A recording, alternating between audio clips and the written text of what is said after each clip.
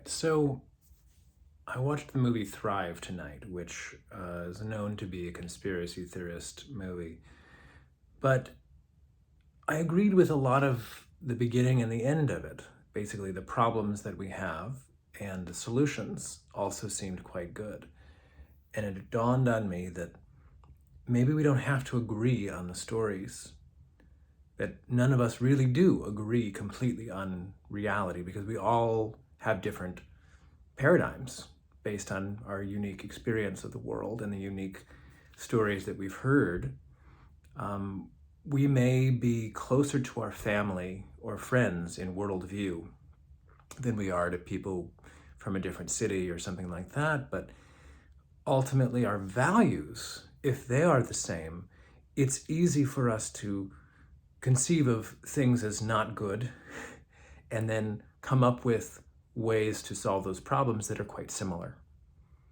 And so, even if you're a conspiracy theorist about a lot of things, you might still agree with a non conspiracy theorist about what's most important to do right now and how to do it.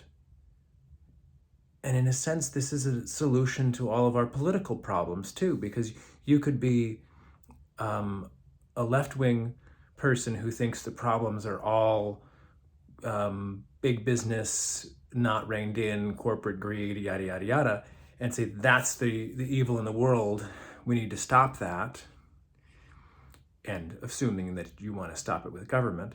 And then you could be talking to someone on the right wing who says, oh, we got all these problems. They have to do with waste of spending and loss of freedoms. The evil people are really in government, yada yada yada. And you go, okay, well, so these seemingly opposing worldviews. But when you really get down to the values of what do I believe in? I believe in freedom. Oh, I believe in freedom. Oh, I believe in fairness. Oh, I believe in fairness. I believe in getting corruption out of the system and making sure that nobody is in control of us. Well, I agree with that too. So then you have a common goal, a common value system, and you realize that you want to take both corporate oligarchs and government officials out of control of your life to a certain degree, which means policing both of those institutions, private and public, in a way that minimizes their overall control or impact on your life. I mean, that can get, quite nuanced beyond me at this point, but it's definitely an approach that can work. I think we spend so much of our time arguing about worldview, and it's a waste of time because we're never going to agree completely on our worldview. We should immediately be skipping to the values where we have so much overlap. Americans have more in common on values than we have in any disagreement. And it's only when we get locked into these stories and these political ideological agendas that we lock horns and become adversaries. So much of our storying in the mind, we hyperextend past the point of that we have evidence to back up that story. We see all this evidence here, and we're like, okay, this is all real. And I'm going to assume, because this is all real, that this line extends out all the way to the other extreme. And someone else, they are building a story that goes in a different direction. A lot of the same, factual elements that they're using to align a different trajectory where their sort of plank walks all the way out to this line. They're like, well, this is true. And so if you try to argue about that, you're going to disagree dramatically on what's true. But if you start with the values, you don't have to. You can allow them to believe something that's a little absurd, given that you agree on the fundamentals of what we care about the most and what is worth defending. So this brings me to two more important concepts that I've been chewing on because of this documentary. One,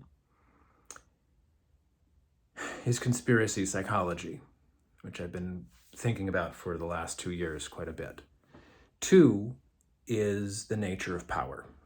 So in the documentary, where I started to have disagreement with the documentary was when they started to go away from here are the problems that we can see to here's what must be going on in the back circle. There are these power brokers, these families of corrupt bankers that rule over everybody. And I was like, you got to prove that to me. I got to see evidence of that, and I don't see any evidence of that. That being said, I do think there are problems with the banks having all the money and charging interest for it. That's a big problem to me, I think.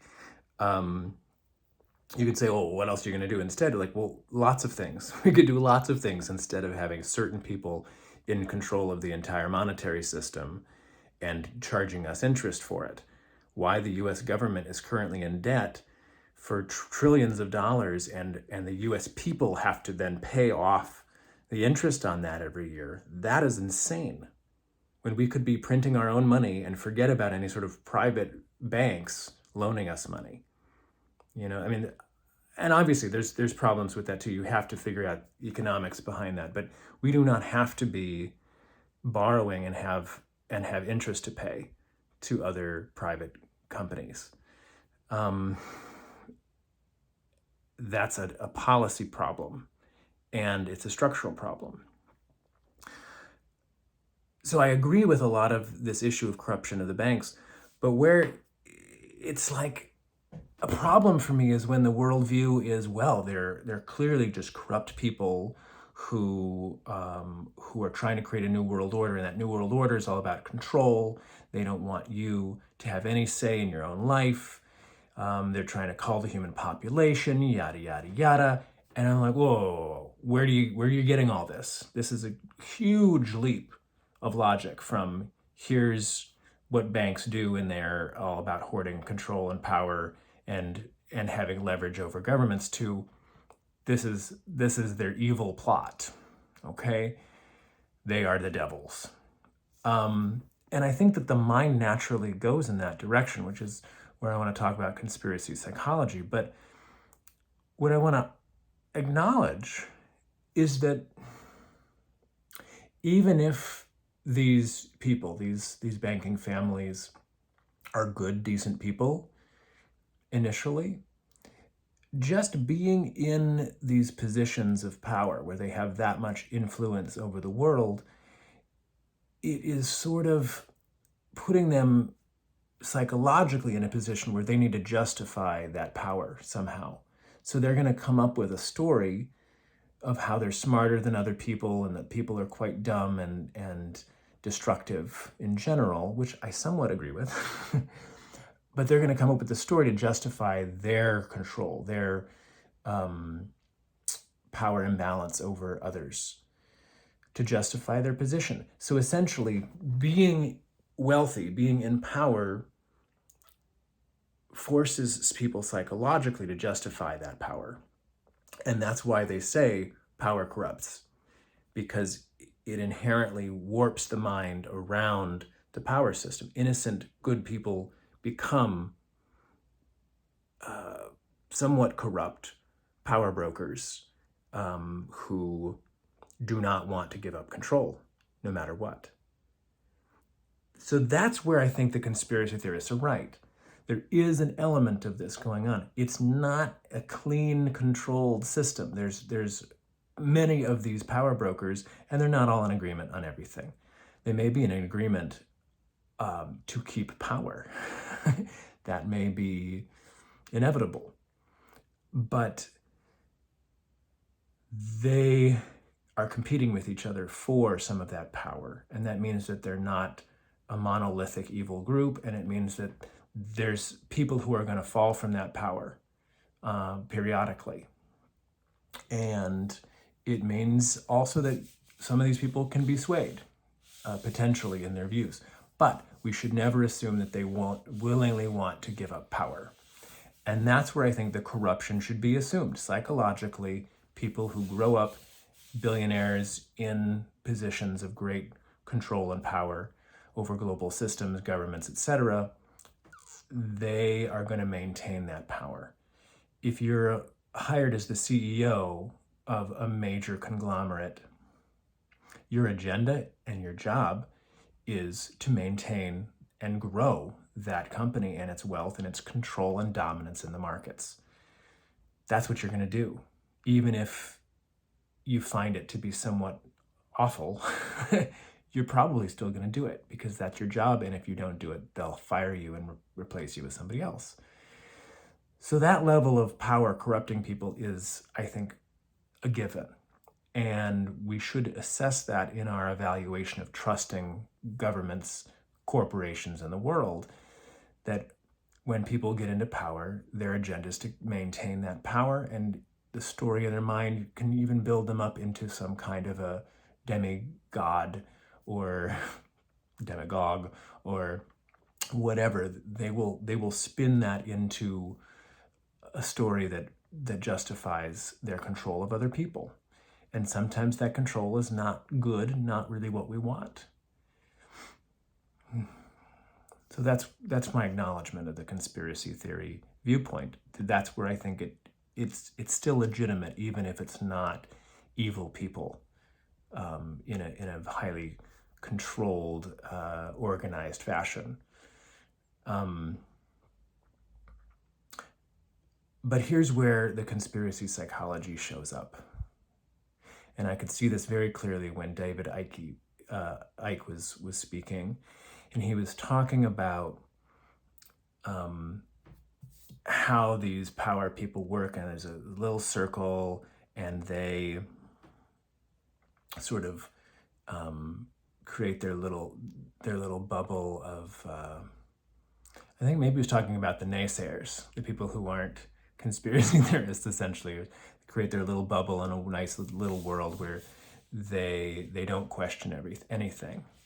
And while I was saying that, I could feel that he's kind of projecting his own psychological view, that he feels like an outsider to the system and that he feels alone in the system. And he's saying you have to be brave to feel alone in the system, to step out of the herd, which, yeah, that is true to some degree. But I could see too that there's this disassociation from the group that's inherent in the psychology of someone who feels that it is noble to completely exit the group. And as David Icke said, to not care what other people think about him anymore. It's like, well, okay, that seems like a great liberation. And he was saying it was greatly liberating to not care what other people think anymore. But inevitably, our brains do care what other people think. We want to be part of society. We want to be influencers in society, particularly if we believe that what we think is correct. We want to be in a position of influence, not isolated, not an outcast of society. But a lot of conspiracy theorists already feel like outcasts of society. And so the mind is then storying for them a story in which they are right and everyone else in society, and particularly the government of that society, is wrong. I could see that so clearly with David Icke speaking, that he feels like an outcast. And he has used his gifts of storytelling and oratory to become a champion of outcasts. When I say this, I don't want to downplay the importance of speaking your mind, of having an integrity and not just falling in line behind the rest of your group and their thoughts. That is a challenge. It takes a lot of work. It takes a lot of bravery to disagree with your family and friends about something big and fundamental. But if you want to change things, you don't choose to walk away from your group and your family. You choose to engage with them in a way that's effective, where you can actually make change happen. You don't go and join a little club of other people who feel rejected and outcasts of society. You you engage in society as intelligently and proactively as you can. And through doing so, you might actually make some change happen. And so everyone who basically turns their backs on government and society and says, oh, it's corrupt, it's completely a mess, I'm just gonna, take my ball over here and make my own little group of outcasts. That's I I think that in some cases that works you're when you're deliberately going away in order to build a coalition of like-minded people to come back to society and have a stronger argument because you're a larger body of people. But what I see so much with conspiracy theorists is they're not doing that. They're not trying to create a real coalition. They're trying to divorce from the world, and that the real story in their heads that is a rationalization for their own ego's sense of betrayal or rejection from society is to say society was wrong. It should be destroyed, burned down, and then rebuilt. And that's a problem because that never happens. You don't ever have a civilization that's completely burned down and then rebuilt from scratch. Whatever you get after you've destroyed a civilization, that's what you're building from. And so it would be much more effective to build from a relatively functional society rather than a completely destroyed society. And people are exhausted by the idea of how much work that takes, but it's going to take even more work to destroy it first and then start from that highly destroyed, a traumatized society. And I think this is the great silver bullet mentality. I'll just get rid of it, throw it away, and then we'll solve it later. It's black and white thinking. It is dramatic, emotional. It's based in overwhelm. And we are very overwhelmed in society today because of technology, because of all the information coming at us from all sorts of different angles, all the propaganda and manipulation. We are overwhelmed. And therefore, we're prone to this emotional, just forget it. But that's not an acceptable answer. We do have to engage with pragmatic solutions for today, which is why I actually like this documentary to some degree, because at the end, they start going into solutions to the problems, and none of them are find these evil people and destroy them. No, it's mostly about here are practical ways you can start changing the culture and the economy right now. And I find that to be quite heartening. I love ideas for how to change trajectories, how to make things better with the system the way it is right now. That kind of hope and that kind of creativity is really what is needed. And again, I don't have to tell conspiracy theorists they're wrong if they're already on the same page as far as solutions to our problems. What's the point? I could tell a non-conspiracy theorist they're wrong about a whole bunch of things because I don't quite agree with them on some of the interpretations we have about reality. But that doesn't do us any good if we don't have a plan for what to do next. So I think that conspiracy psychology we need to be warned about because it's this tendency to go into a paranoid state and crunch all the data into this story of these evil people. And I don't like that story because it feels like it's building up fear and adrenaline in my system. Like I have to watch out. Like if I speak up or do anything right, I'm going to be smacked down by these evil people who always want to stop progress. And I don't see it that way. I think that for many complex reasons, a lot of people have vested interests in the system the way it works. And those are the people who are going to try to stop me if I try to change things.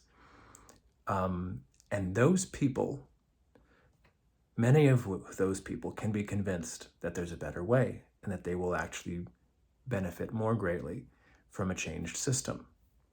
You don't have to go up to the level of these, billionaires and banking families lurking in the shadows in order to get things to change. So conspiracy psychology can warp your lens and make things a scarier world for you. And I don't think that's useful. But I do think it is useful to be conscious of the way power systems work, and try to deal with that. Understand that that's going to be an impediment to change, and that we have to account for that when we're coming up with our creative plans. So there's a lot of criticisms one could have of the Thrive documentary and conspiracy theories in general, David Icke, et cetera, et cetera. But I think it's time to stop smacking these people down and start working with them in the capacity that we can, because we're actually on the same side about most things.